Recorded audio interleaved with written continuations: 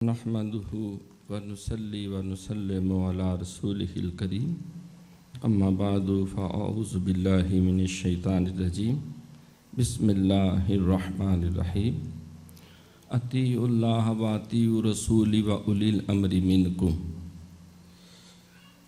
وقال النبی صلی اللہ علیہ وسلم خیر القرون قرنی ثم الذین یلونہم ثم الذین یلونہم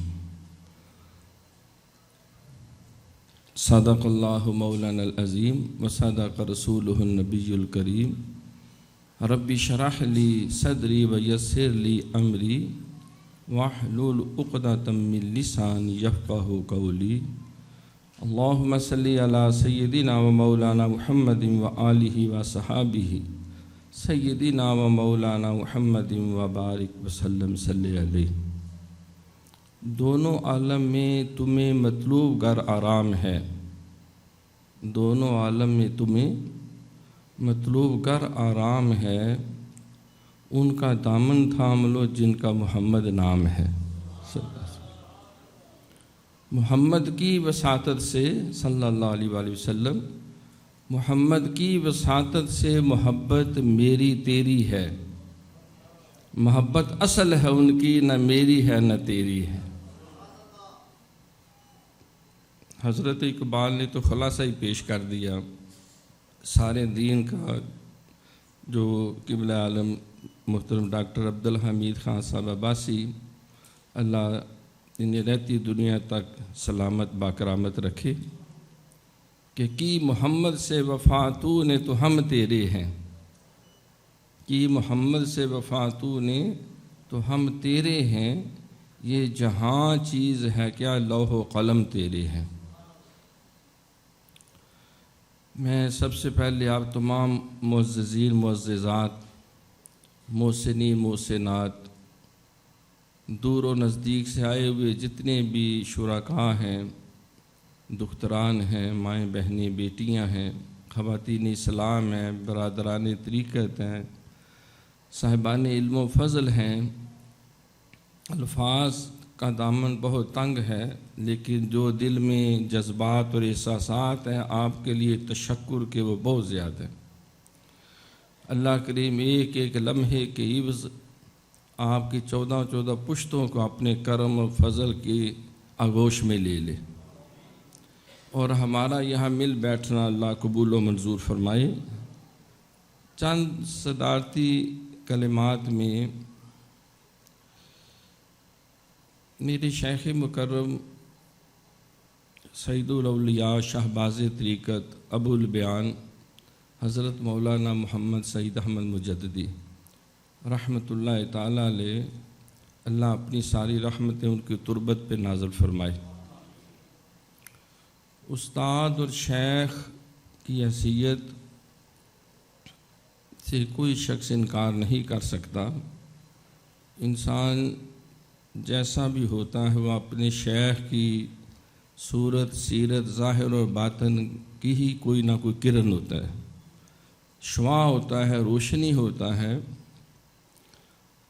اللہ کی کرم سے، اس کی توفیق سے 23 سے 24 سال شیخ مکرم کی سنگت اور صحبت میں رہنے کا اللہ نے موقع عطا کیا۔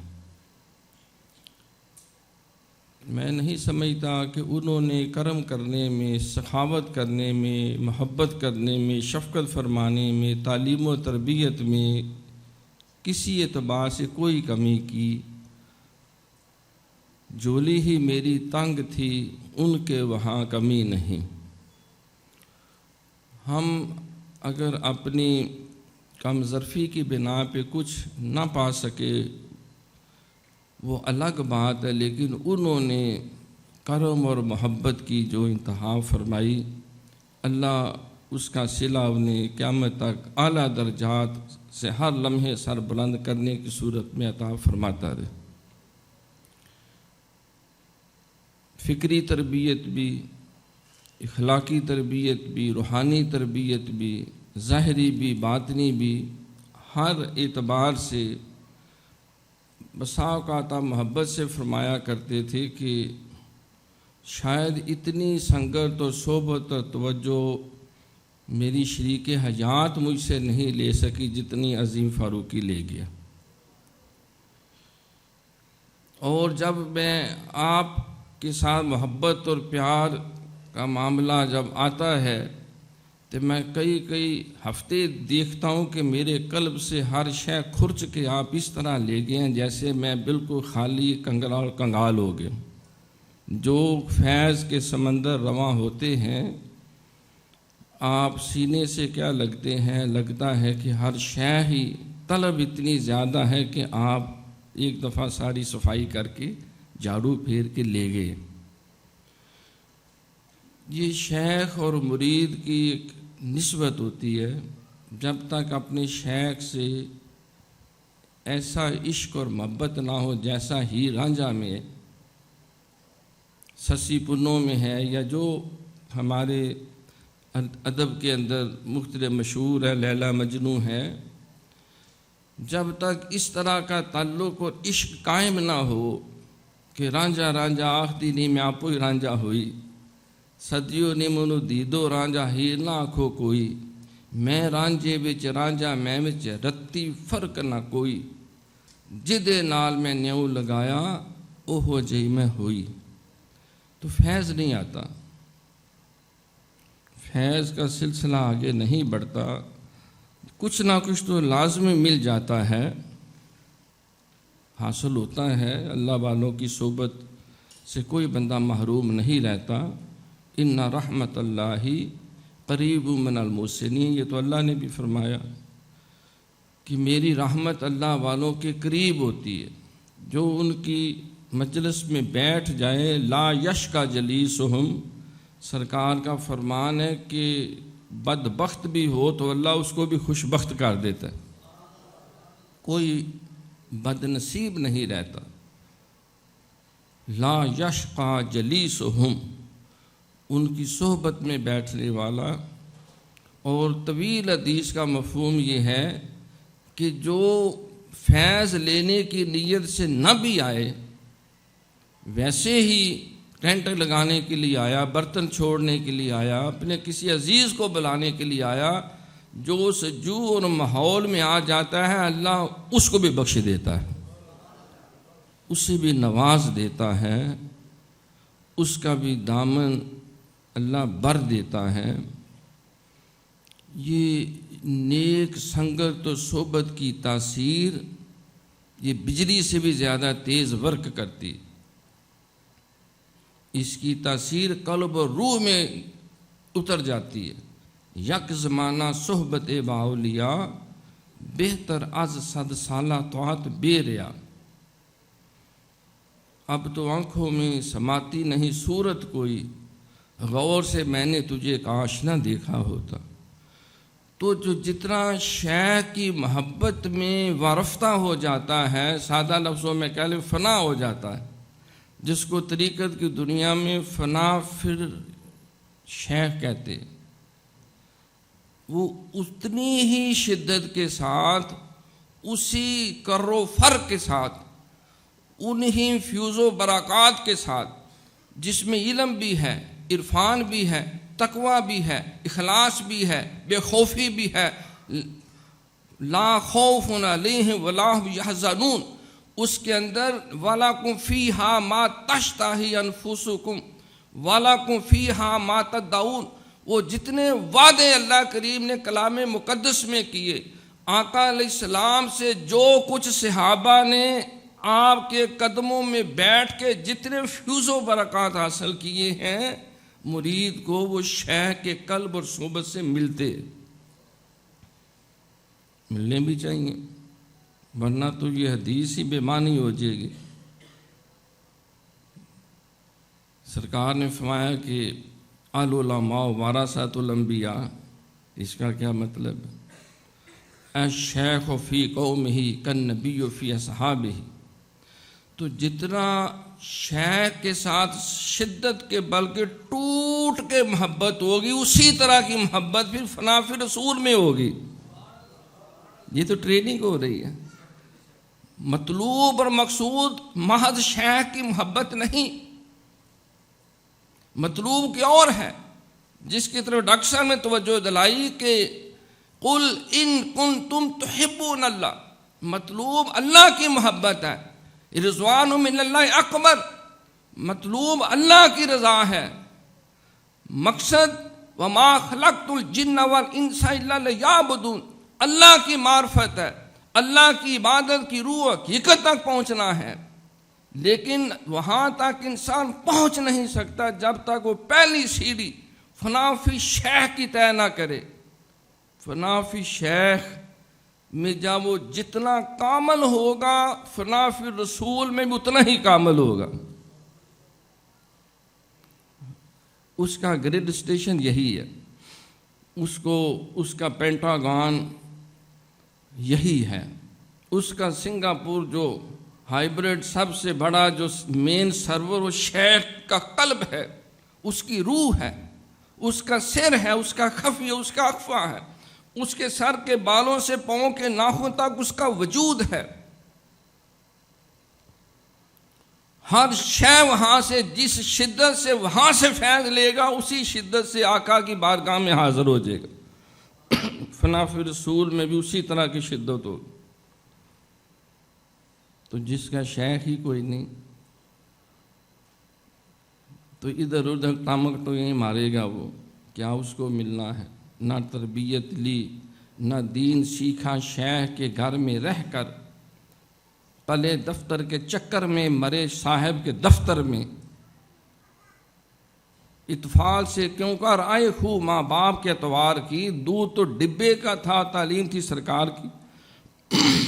تو شیخ کی صحبت میں انسان جو ہے وہ فنا فی رسول کی ساری منزلیں یہاں طے کرتا ہے، پھر پتہ نہیں کس وقت وہ آگے پش کر دیتا ہے۔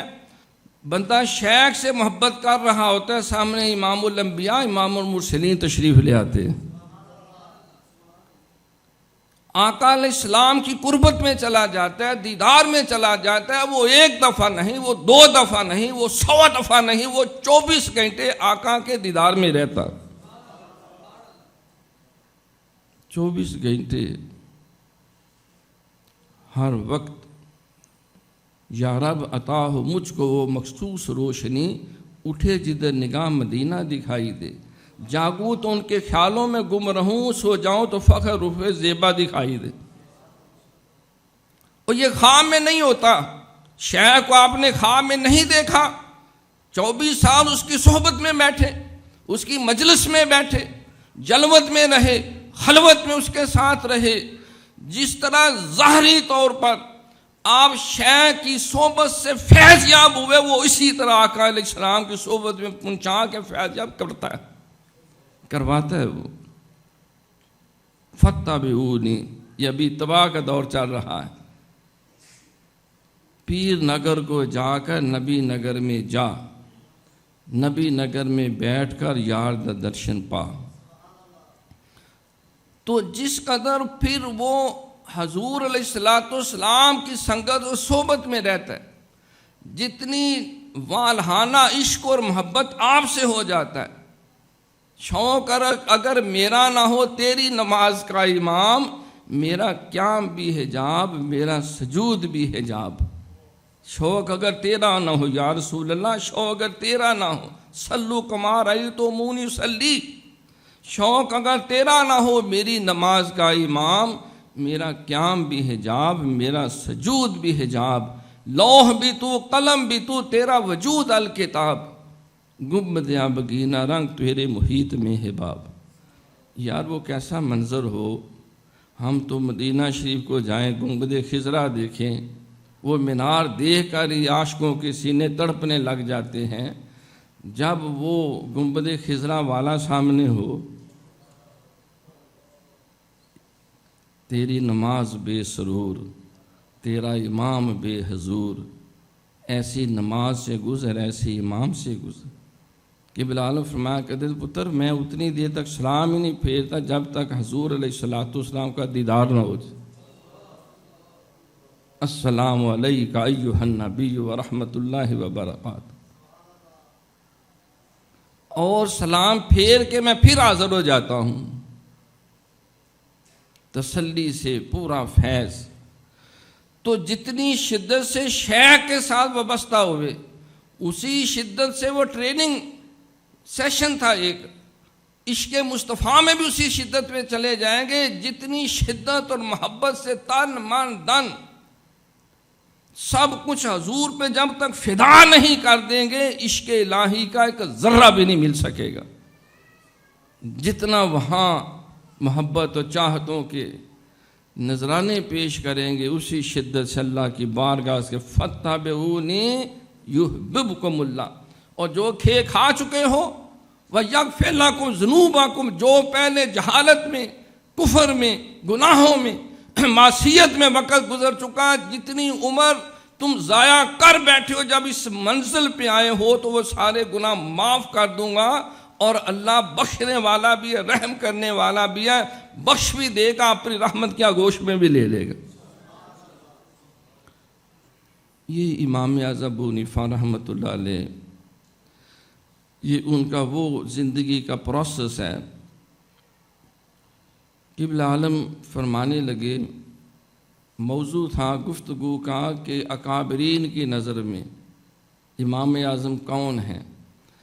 تو قبلہ عالم فرمانے لگے کہ میں من جانب اللہ معمور ہوں، دو لوگوں کی محبت آقا علیہ السلام کے بعد جس کے بغیر میں رہ نہیں سکتا، ایک حضور غوث اعظم ہیں اور ایک حضرت امام اعظم۔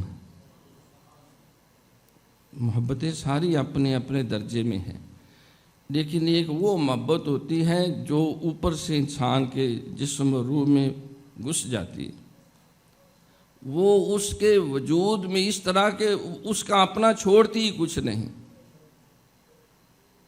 نئی پوسٹنگ ہوئی گجرانوالہ میں کامرس کالج میں، تو کسی نے ایک دوست سے پوچھا، انگلش کے وہ پروفیسر تھے، کہ آپ فلاں صاحب کے بارے میں بتائیں جو فاروقی صاحب سے پہلے اسلامک سٹڈیز پڑھاتے تھے۔ تو کہتے تھے میں یہ ہمیشہ کہتا تھا کہ اسلامیات نے یا اسلام نے ملک صاحب کا کچھ نہیں بگاڑا، کوئی نقصان نہیں کیا۔ اب یہ فاروقی صاحب کو 2-3 ماہ سے میں دیکھ رہا ہوں، سن رہا ہوں، آنکھیں تو ان کی کوئی نہیں تھی لیکن دیکھتے سب کچھ تھے، سمجھتے سارا کچھ تھے۔ کہنے لگے فاروقی صاحب کو مل کے پتہ لگتا ہے کہ اسلامیات ان کا چھوڑا ہی کچھ نہیں، ان کے اندر سے گزر گئی۔ تو وہ جو شیخ سے تربیت ملی، سرکار کی خدمت، پھر کوئی پتہ نہیں کس وقت آقا دو جہاں نور مجسم صلی اللہ علیہ وآلہ وسلم خاموشی سے پتہ نہیں چلتا اللہ کے حضور پیش کر دیتے، یہ میرا بندہ آ گیا، یہ میرا تیرا بندہ اور میرا امتی اور میرا محبوب اور میرا محب آ گیا۔ تو پھر جس شدت کے ساتھ حضور سے محبت ہوئی، پہلے شیخ کے ساتھ ہوئی کہ 24 گھنٹے شیخ ہی نظر آتا ہے ہر طرف، حاجی لوگ مکینو جان دے سا جانا تخت ہزارے، جت وال یار ات وال کعبہ پائیں وے کتاباں چارے۔ اب یہ نہیں کہ وہ مرید بیچارہ وہ شیخ کو 24 گھنٹے دیکھتا ہے، مرید کی کیا جرت ہے، اس کی کہاں سے اتنی ہمت آ گئی، وہ نہیں دیکھتا، شیخ اس کو دکھاتا ہے، نہ شیخ اس کے بغیر رہ سکتا ہے نہ وہ مرید اس کے بغیر رہ سکتا ہے۔ کسی کی کیا جرت ہے؟ آقا علیہ السلام کے دیدار تک کون جا سکتا ہے؟ آپ کا اذن نہ ہو، آپ کا کرم نہ ہو۔ مجدد پاک فرماتے ہیں وہ ایسا عشق عجیب سا ہو جاتا ہے کہ امتی کو چھپا لو تو نبی نظر آتا ہے، نبی کو چھپا لو تو امتی نظر آتا ہے۔ وہ ایسا ان کے اندر ایک اشتراک سا فنائیت کا پیدا ہو جاتا ہے کہ بظاہر وہ دو وجود ہے لیکن وہ تو ایک ہی رہ جاتا ہے۔ من تو شدم تو من شدی، من تن شدم تو جان شدی، تا کس نہ گوید بازت عظیم، من دیگرم تو دیگری۔ دو رنگی چھوڑ کر یا کرنگ ہو جا، سراسر موم یا پھر سنگ ہو۔ صبغت اللہ ومن احسن من اللہ صبغہ، وہ اللہ کا رنگ پھر سرکار اس طرح اللہ کی بارگاہ میں پیش کر دیتے ہیں کہ جیسی ٹوٹ کے محبت کبھی شیخ کے ساتھ تھی، پھر اللہ آقا علیہ السلام کے ساتھ اللہ کے نبی سے ہوئی، پھر اس سے پتہ نہیں کتنے گنا زیادہ ٹوٹ کے محبت اللہ سے ہو جاتی ہے۔ عجیب بات آپ کو نہ عرض کروں، کبھی شیخ کو وہ 24 سال دیکھتا رہا، پھر آقا کو 24 سال دیکھتا رہا، پھر ساری زندگی قیامت حشر تک اور اللہ کریم کے قرب میں رہتا ہے۔ انت عبد اللہ کانک ترا، کیا حضور نے مذاق کیا ہے؟ اگر ایسا نہیں ہو سکتا تو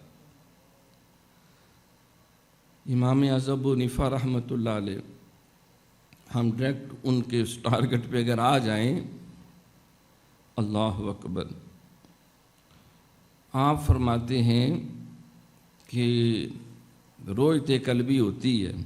سرکار نے جب کہہ دیا ایسے اللہ کی عبادت کرو گویا کہ اس کو دیکھ رہے ہو، اب عبادت تو کھانا بھی عبادت، سونا بھی عبادت، نماز بھی عبادت، روزہ بھی عبادت، حج بھی عبادت، تلاوت بھی عبادت، درود شریف بھی عبادت، تو پھر لمحہ کون سا بچا عبادت سے؟ اللہ والے سو بھی جائے وہ بھی عبادت ہے، وہ جاگ رہے ہوں وہ بھی عبادت ہے۔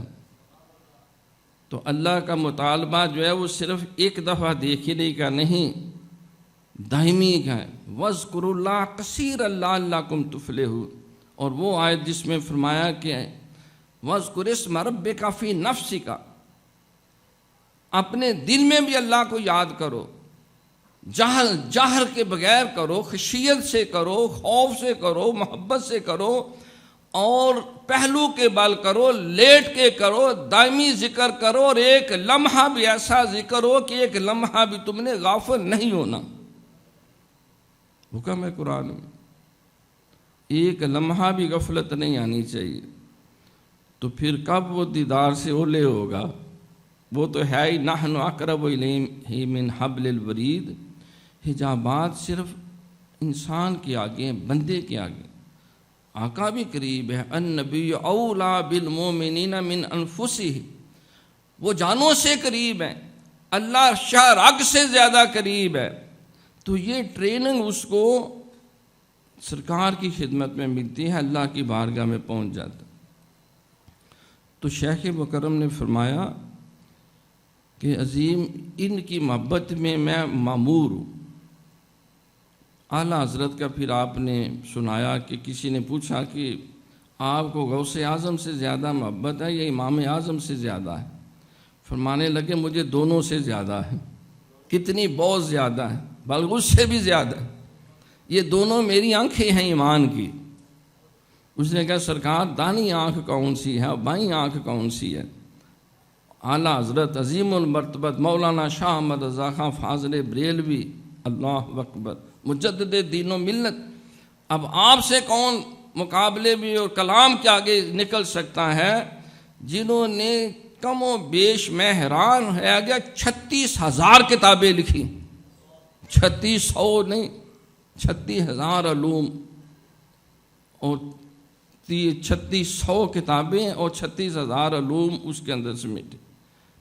شیخ مکرم نے فرمایا خود کہ اعلیٰ حضرت کو لوگ سمجھتے ہیں شاید نعت خواں تھے، وہ نعت خواں نہیں تھے، صرف وہ نعت گو نہیں تھے، صرف ان کے فتاوی رضویہ پڑھے، وہ فقہ کے اس علم اور درجے پہ ہے کہ حضرت علامہ اقبال کو کہنا پڑا کہ اگر اس دور میں کسی کو امام ابو حنیفہ کا ٹائٹل دیا جا سکتا ہے بر صغیر پاک و ہند کے اندر، وہ شاہ احمد رضا خان فاضل بریلوی ہے۔ وقت کا ابو حنیفہ جو ہے، انہوں نے کہا کہ دونوں میری دائیں آنکھیں ہیں، غوث اعظم بھی اور امام اعظم بھی۔ تو آپ نے بھی یہی بات کی کہ امام اعظم کا رتبہ اور مقام کیا ہے۔ آپ کے استاد محترم حماد بن ابی سلیمان 18 سال آپ ان کی صحبت میں رہے۔ جس طرح ہمارے ڈاکٹر صاحب نے پوری ترتیب بتائی وہ سارا فیضان جو ہے وہ 6 لوگوں سے آگے 2 لوگوں سے آگے پھر جو ہے امام ابراہیم نخعی ان تک آیا، علقمہ تک آیا، ابراہیم نخعی تک آیا، اور حماد بن نبی سلیمان تک آیا۔ وہ سارا فیضان 18 سال میں آپ نے اپنے اس شاگرد عزیز کو نہ صرف عطا کر دیا بلکہ پردہ کرنے سے پہلے اپنی مسند پہ بٹھا کے ساوے فتاویٰ لکھنے کا حکم بھی صادر کر دیا۔ اپنی زندگی میں ان سے بہت سے مسائل پیش کر کے فتاویٰ لکھوائے، ان میں جو ضروری رہنمائی اصلاح تھی وہ اصلاح بھی فرمائی، اور پھر اگلے 20 سالوں میں آپ نے 83 یا 87 ہزار مسائل ان کا حل قرآن و سنت، اجماع صحابہ، اجماع امت کی روشنی میں پیش کیا، اور 6 سے 13 لاکھ مسائل جو کسی صورت میں کسی دور میں پیدا ہو سکتے ہیں، وہ سارے کے سارے مسائل کو لکھ کر ان کا بھی عملی طور پہ آپ نے جواب پیش کر دیا۔ امام ابو حنیفہ رحمۃ اللہ علیہ، آپ کے بڑے صاحبزادے امام ابو حنیفہ کے، ابو حنیفہ کی کنیت ہے جو حضرت ابراہیم علیہ السلام کا جو لقب ہے، وَاتَّبِعُوا مِلَّةَ إِبْرَاهِيمَ حَنِيفًا وَمَا كَانَ مِنَ الْمُشْرِكِينَ، اس سے آپ نے ابو حنیفہ اپنے آپ کو، تو آپ کے بڑے بیٹے کا نام بھی آپ نے حماد رکھا، امام اعظم ابو حنیفہ۔ یہ استاد سے یہ محبت کا یہ عالم، اور کم از کم 4000 آپ کے اساتذہ کی لسٹ جو ہے وہ سیرت نگاروں نے بنائی۔ علم کی تحصیل کے لیے سرکار کا فرمان ہے کہ الحکمۃ ضالۃ المؤمن فحیث وجدہا فہو احق بہا، جس طرح ہمارا بیٹا محمد فیصل چوہان صاحب، باقی آصف رضا فاروقی صاحب بھی بیان کر رہے تھے کہ ہمیں گود سے گور تک علم حاصل کرنا ہے۔ سرکار نے فرمایا علم اور حکمت یہ مومن کا گم شدہ خزانہ ہے، جہاں سے ملے اس کو فوراً لے لو۔ فَهُوَ أَحَقُّ بِهَا، تم زیادہ حقدار ہو۔ آپ کا موٹر سائیکل گم ہو جائے اور آپ دیکھیں کہ کسی مارکیٹ کے باہر کھڑا ہے تو آپ فوراً جا کے اس کو لے کے چابی جیب میں لگا کے، کیونکہ میرا ہے، میرے نام ایشو ہے، میرے پاس رجسٹریشن نمبر ہے، میں اس کا مالک ہوں۔ تو جس طرح انسان اپنی شے گم شدہ ملے تو زیادہ اس کا حقدار ہے، تو علم اور حکمت اور دانائی جو ہمارے بزرگوں کا ترہ امتیاز تھا، وہی جس طرح بیٹے کہہ رہے تھے وہ ہم نے غیروں کے ہاتھ میں دے دیا، مگر وہ علم کے موتی کتابیں اپنے آبا کی جو دیکھے ان کو یورپ میں تو دل ہوتا ہے سی پارا۔ تو امام اعظم ابو حنیفہ رحمۃ اللہ تعالیٰ علیہ آپ کو کتنے اکابرین ہیں، میں صرف چند ایک کا ذکر کر رہا ہوں۔ سب سے پہلے آپ کے استاد نے اکنالج کیا کہ آپ علم و عرفان جو کچھ میرے سینے میں آیا وہ سارے کا سارا ابو حنیفہ کے قلب میں علم میں نے تفویض کر دیا، اس کو انکلکیٹ کر دیا۔ پھر آپ کے تلامذہ میں حضرت قاضی ابو یوسف جو آپ کے پردہ کرنے کے بعد سب سے پہلے 500 سالہ دور حکومت ہے بنو عباس کا، اور ان کا قاضی القضاء پہلا جو ہے وہ امام قاضی ابو یوسف ہے۔ اس سے پہلے کبھی ایک خلیفہ وقت جو ہے، خلیفہ وقت ابو جعفر منصور تخت نشین ہوا، تو اس نے کہا کہ اس وقت بڑے بڑے صاحبان علم کون ہیں جو ان 78 ملکوں پہ جو حکومت ہے، 3 بر اعظموں پہ کم و بیش، وہ قاضی القضاء کی ڈیوٹی دے سکے۔ انہوں نے کہا سب سے پہلا نام جو ہے نعمان بن ثابت کا، دوسرا سفیان ثوری ہے، تیسرے جو ہیں مشہر قدام ہیں، اور چوتھے جو ہیں وہ قاضی شریح ہیں۔ یہ 4 لوگ جو ہیں ابو حنیفہ، سفیان ثوری، مصر بن قدام اور قاضی شریح جو ہے۔ یہ 4 لوگ ہیں، انہوں نے کہا جیسے بھی انہیں فوراً میرے پاس حاضر کرو، پکڑ کے لے آئے۔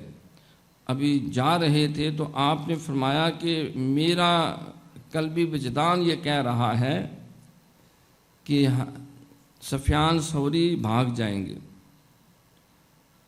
اور میں کوئی ہیلا بہانہ کر کے جان چھڑا لوں گا، اور اس کے بعد جو ہے مصر بن کدام جو ہیں یہ بھی جان چھڑا لیں گے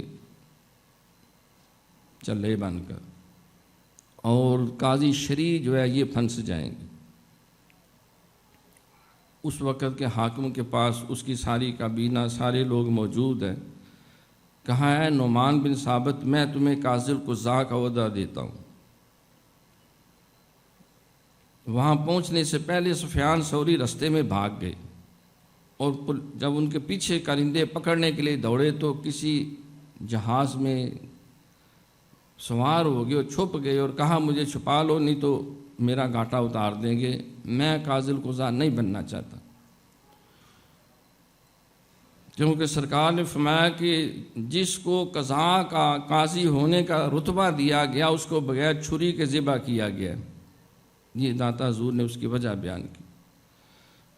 حضرت امام اعظم ابو حنیفہ سے پوچھا تو فرمایا کہ میں اپنے آپ کو اس قابل نہیں سمجھتا۔ کہا کہ مجھے پتہ ہے پورے بلاد اسلامیہ میں تم سے بڑا صاحب علم کوئی نہیں جس کا فتویٰ پورے بلاد اسلامیہ میں چلتا ہے۔ کہا کہ میں عربی نہیں ہوں، میں ہاشمی بھی نہیں، میں صدیقی بھی نہیں، میں عثمانی بھی نہیں، میں علوی بھی نہیں، میں عربی بھی نہیں۔ کہا کہ علم کا نسب سے کیا تعلق ہے؟ جو علم و عرفان تیرے پاس ہے اس کیلیبر کا پورے بلاد اسلامیہ میں تیرے علاوہ کوئی نہیں۔ آپ نے فرمایا کہ میں اپنے آپ کو اس کے قابل نہیں سمجھتا، اگر میں جھوٹ بول رہا ہوں تو جھوٹا قاضی نہیں بن سکتا، اور میں کس طرح آرڈر کروں گا اور پھر سب کو ماننا پڑے گا۔ اور دوسرے جو مصر بن کدام ہیں انہوں نے کہا ان کو ایک سائیڈ پہ کرے، ایک طرف ہوئے تو ان کو وہ دوڑ کے تخت پہ چڑھ گئے اور بادشاہ کے ساتھ جا کے بیٹھ گئے۔ بادشاہ سلامت کیا حال ہے تمہارا، بچوں کا کیا حال ہے، گھوڑے آپ کے کیسے ہیں، جانوروں کا کیا حال ہے؟ تو اس نے کہا اس پاگل کو لے جاؤ، یہ تو کوئی بیوقوف آدمی۔ قاضی شریع نے کہا کہ میرا حافظہ کمزور ہو گیا، میں بوڑھا ہو گیا ہوں۔ کہا کہ اس کا علاج دوائیوں سے ہو سکتا ہے۔ المختصر اس کو بھی اس بات کا علم تھا کہ پورے بلاد اسلامیہ میں علم و عرفان اور قاضی القضاء کے لیے موزوں ترین جو ہے وہ حضرت امام ابو حنیفہ ہیں۔ آپ کے استاد محترم کا بھی یہی موقف۔ پھر آگے دیکھیں آپ کے جو شاگرد رشید ہیں حضرت قاضی ابو یوسف جو ہے، ان سے جب پوچھا گیا کہ اپنے شیخ کے بارے میں بتائیں، اپنے استاد کے بارے میں، کہا کہ میرے استاد سے بڑا کوئی فقیہ اس دنیا میں نہیں۔ وہ تقوی میں بھی، وہ علم میں بھی، وہ سخاوت میں بھی، وہ عبادت میں بھی، وہ ریاضت میں بھی، وہ معاملہ فہمی میں بھی، اور سب سے بڑھ کر جو ہے وہ اخلاص میں بھی سب سے بلند و بالا ہے۔ ان کے آگے شاگرد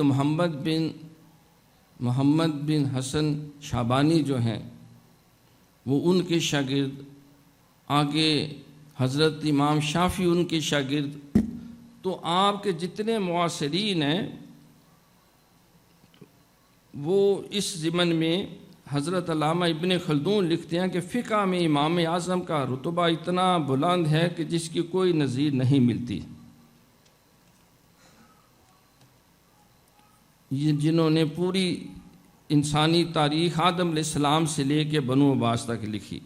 امام مالک سے پوچھا، انہوں نے کہا کہ امام ابو حنیفہ کی اس قدر علمی فطانت اور ذہانت ہے کہ سنگ مرمر کے ستونوں کو سونے کا بھی اگر وہ زور استدلال سے ثابت کرے تو کر سکتے ہیں۔ امام شافعی سے پوچھا، کہا کہ ساری روح سے لوگ فقہ میں امام ابو حنیفہ کے محتاج ہیں، ان کے بغیر کوئی قاضی اور کوئی فقیہ نہیں بن سکتا۔ قاضی ابو یوسف نے کہا، حدیث میں فقہی نکات آپ سے بہتر کوئی نہیں جانتا تھا۔ سفیان ثوری جو آپ کے ہاں مصر تھے، انہوں نے کہا روئے زمین پر سب سے زیادہ بڑا فقیہ صرف امام اعظم ابو حنیفہ رحمۃ اللہ علیہ ہیں، اس لیے کہ آپ کو شرف اولیت بھی حاصل ہے، شرف قبولیت بھی حاصل ہے، آپ کی فقہ میں رنگ شرائیت بھی ہے، آپ عقل اور فکر دونوں سے کام لیتے ہیں، تقدیری مسائل کا بھی آپ نے حل پیش کیا ہے، اور کثرت مسائل کا آپ نے قرآن و سنت کی روشنی میں رہنمائی کی۔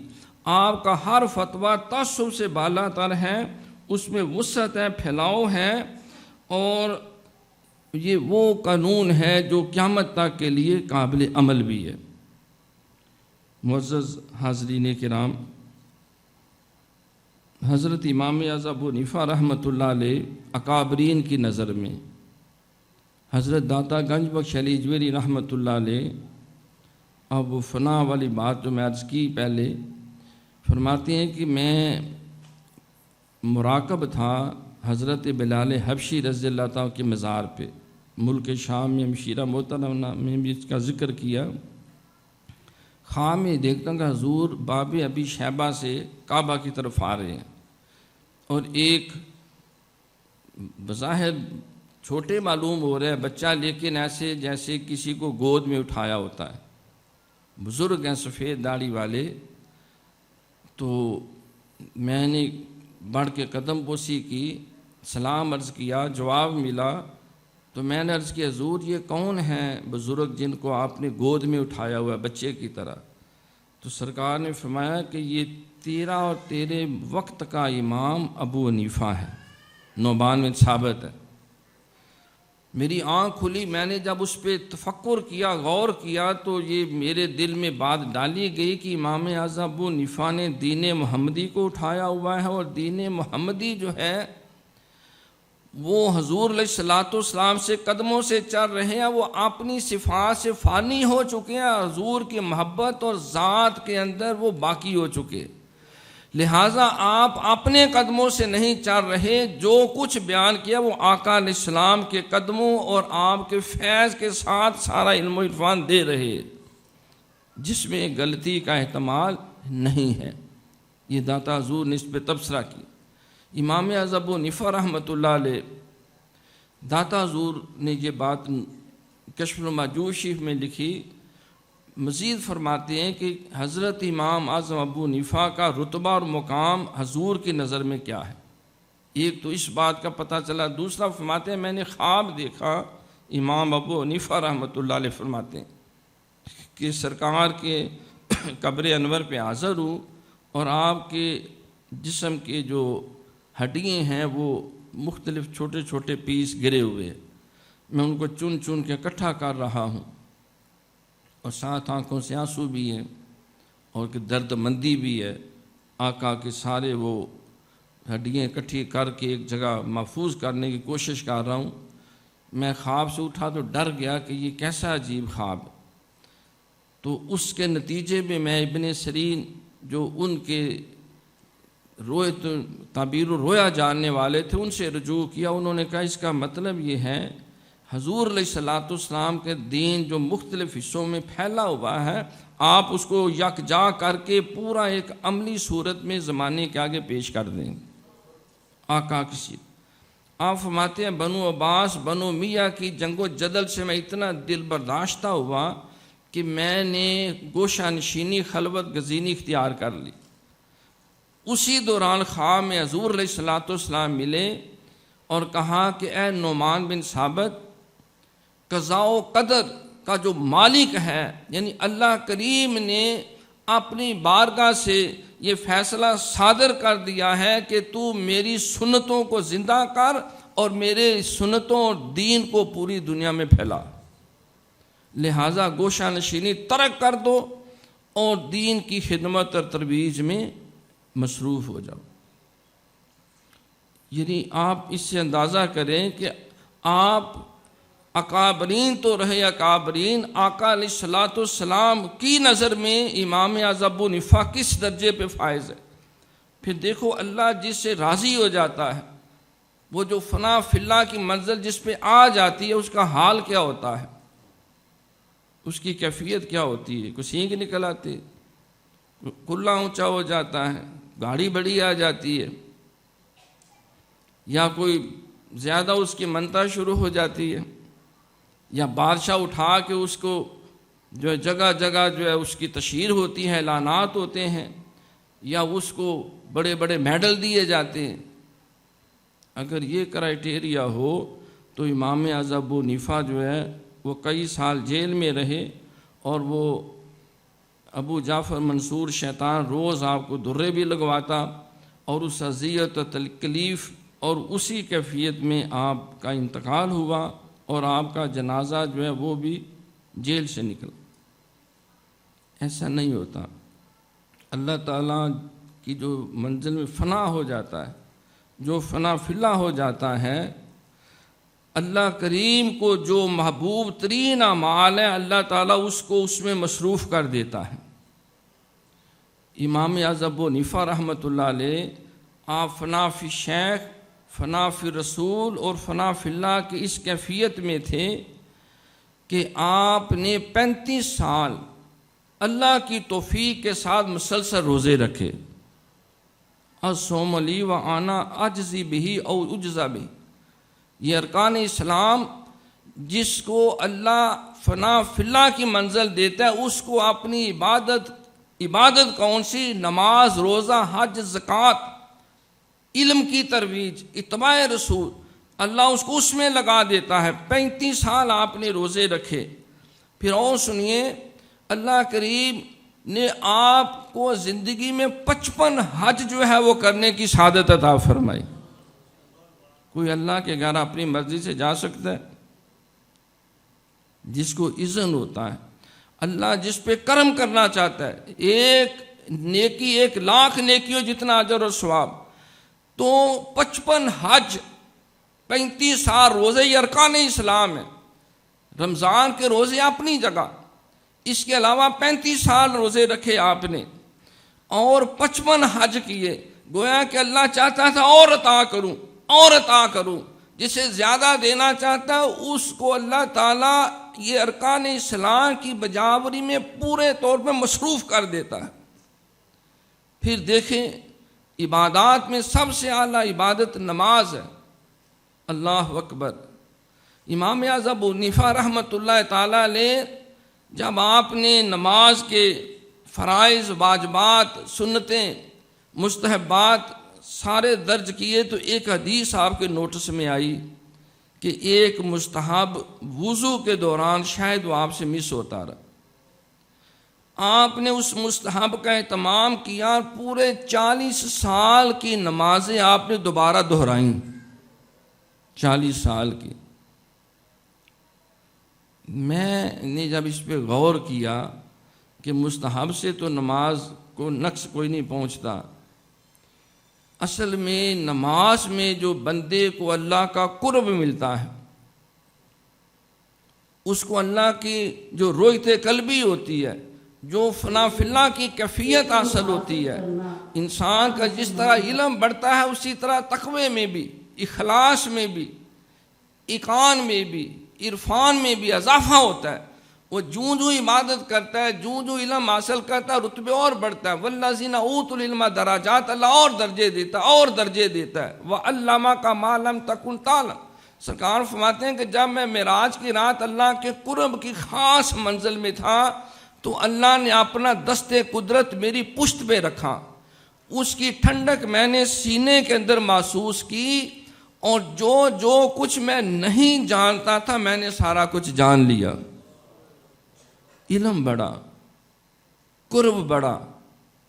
تو آپ نے 40 سال کی نمازیں اس لیے دہرائی کہ وہ لطف، وہ مزہ، اور وہ فنائیت، اور وہ تو سجدہ کر میرے قریب ترین ہو جا، اس رتبے کو بار بار اس سے فیض یاب ہونے کے لیے آپ بار بار جو ہے 40 سال کی نمازیں دہرائیں تاکہ وہ سارے فیوز و برکات میں بار بار اللہ سے لوٹتا جاؤں۔ آپ فرماتے ہیں میرا ایک کیفیت یہ آ گئی، روئتے قلبی تو رہی ایک طرف، میرا حال یہ ہو گیا کہ میں نے سر کی آنکھوں کے ساتھ 99 بار اللہ کا دیدار بھی کیا، رسول اللہ کا نہیں، اللہ کا دیدار کیا۔ ہوتا ہے ایسا۔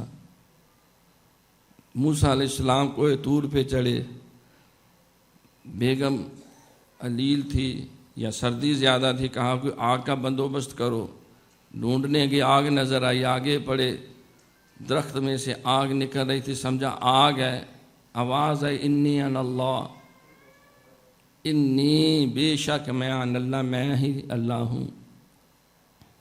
ہر بندے کا اللہ کے ساتھ قربت کا ایک درجہ ہوتا ہے، ایک مقام ہوتا ہے۔ جب سرکار نے فرمایا کہ میری امت کے علماء بنی اسرائیل کے نبیوں کی طرح ہیں، علماء امتی کانبیاء بنی اسرائیل، اب بنی اسرائیل کے نبیوں کو اللہ کی رویت، اللہ کی قربت اور جو مرتبے اور مقام اللہ نے عطا کی، اس کی ایک معنوی صورت اللہ کریم حضور کے دین کے خادموں کو، عالموں کو بھی عطا فرماتا ہے۔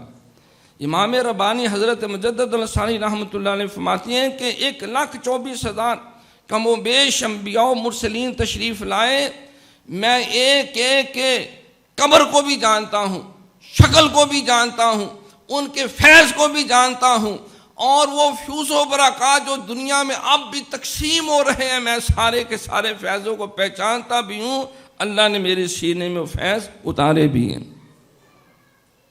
کا انبیاء بنی اسرائیل تو 55 بار 35 سال کے روزے رکھے۔ یہ روزے میں جو قربت ملتی ہے وہ روزے کے بغیر نہیں ہو سکتی۔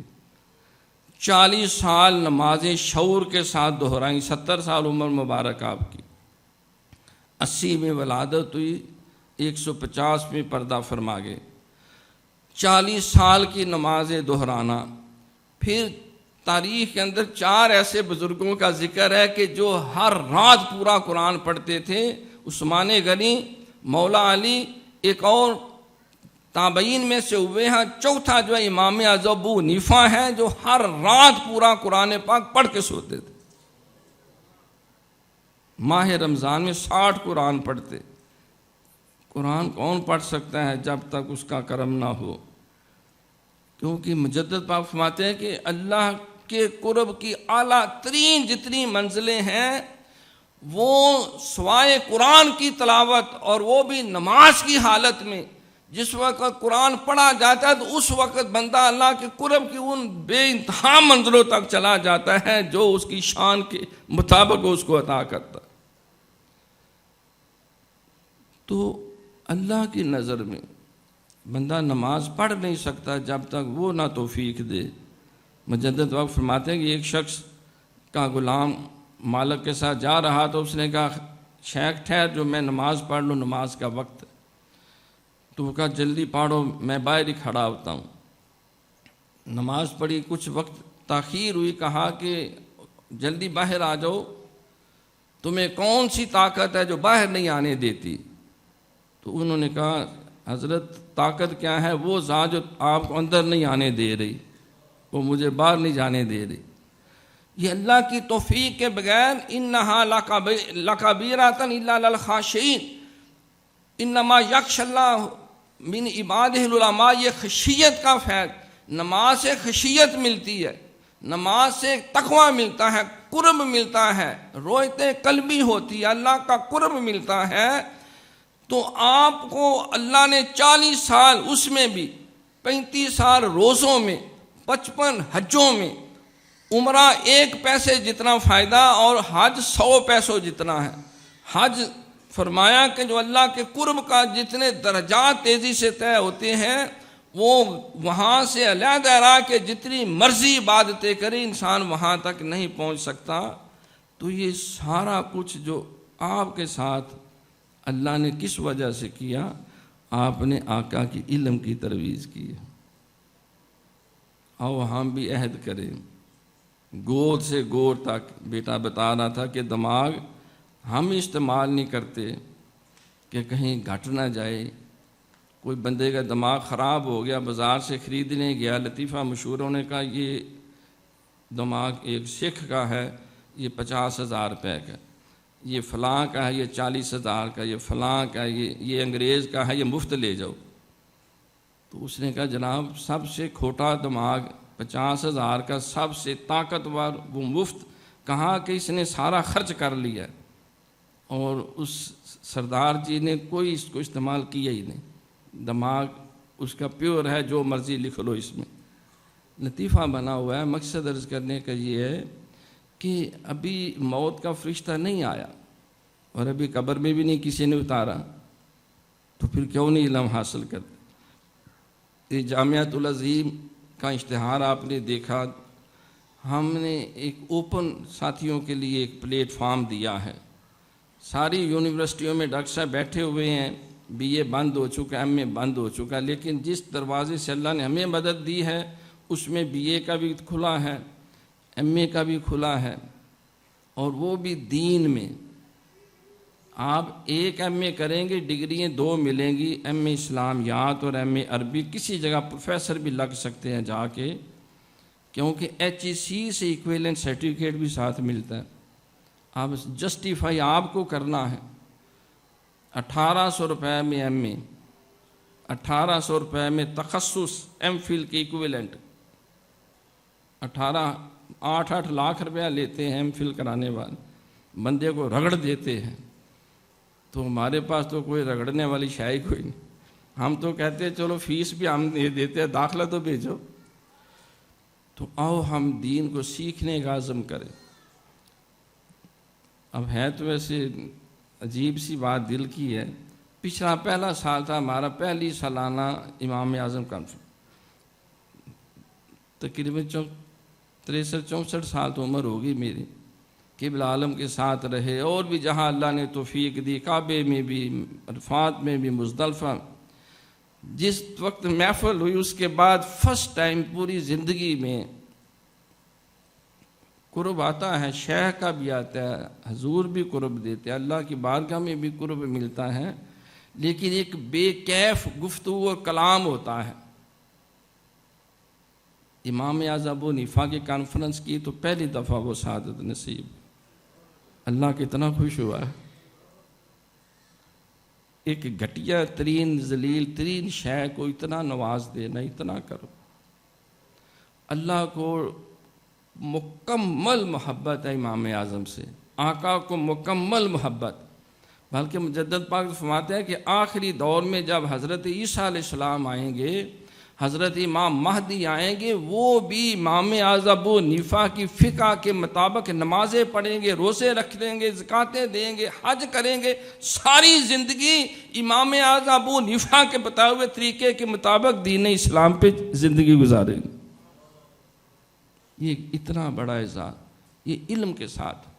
ہمشیرہ کہہ رہی تھی کہ ساری عمر ہوگی مجھے قرآن پڑھاتے ہوئے، آپ نے بھائی جان جب سے اس سلسلے میں لگایا ہے اور ہم نے یہ تخصص پہ سیرت کی کتابیں دیکھی ہیں، پڑھی ہیں، لگتا ہے کہ ہم تو جہل مطلق تھی، علم و عرفان۔ اچھا یہ ڈاکٹر صاحب کے بار بار جو فرما رہے تھے مجھے سمجھا، میرا دل چاہتا تھا میں پھوٹ پھوٹ کے روؤں، اس لیے کہ یہ علم اندر سے گزر جاتا ہے۔ جب آپ سرکار کی سنتیں پڑھ رہے ہوتے ہیں، حدیثیں پڑھ رہے ہوتے ہیں، دروشی پڑھ رہے ہوتے ہیں، آپ کے آگے حجاب ہوتا ہے، حضور سارے حجابات ہٹا دیتے ہیں۔ جب وہ دیکھتے ہیں یہ اخلاص کے ساتھ پڑھتا جا رہا ہے، لگا ہوا ہے، وہ بعض کا سارے حجابات اٹھا کے دیدار بھی کرا دیتے۔ ہم نے 3 روزہ پورے پنجاب کے کالجوں کو دعوت دی، مقابلہ بین الکلیات جو ہے، 3 دن، ایک دن حسن قرات، ایک دن حسن نعت اور ایک دن حسن تقریر۔ جنرل سیکرٹری تھا یونین کا ایجوکیشن کالج لاہور میں ساری رات قرآن حدیث کتابیں لے کے حضور کی شان کی آیتیں، اس وقت یہ آرٹیفیشل انٹیلیجنس نہیں تھی، نہیں تو فوراً نکال لیتے، وہ کتنی میں نے آیت، ہر آیت کے ساتھ ایک حدیث، ہر حدیث کے ساتھ ایک علامہ اقبال کا شعر لکھ لکھ کے آگے پھٹی پڑی ہوئی تھی. اسی طرح اللہ جانے کس وقت مجھے نیند آ گئی، مجھے نیند ایسی آ گئی، بیٹھے بیٹھے ساتھ رکھا. آقا علیہ السلام بالکل اسی طرح جیسے یہ گیٹ اپ ہے، آپ سامنے تشریف فرما، صرف تشریف فرما نہیں بلکہ محبت کی نگاہ سے دیکھ رہے. یہ نکما سا بچہ، یہ گلیوں میں بانٹے کوڑیاں کھیڑنے والا، گڈیاں اڑانے والا، اب یہ میری محبت میں، یہ میری شان کی آیتیں ڈھونڈ رہا ہے، میری محبت کی حدیثیں ڈھونڈ رہا ہے، میری محبت کے اشعار ڈھونڈ رہا ہے. اس کی دلجوئی کرنی چاہیے.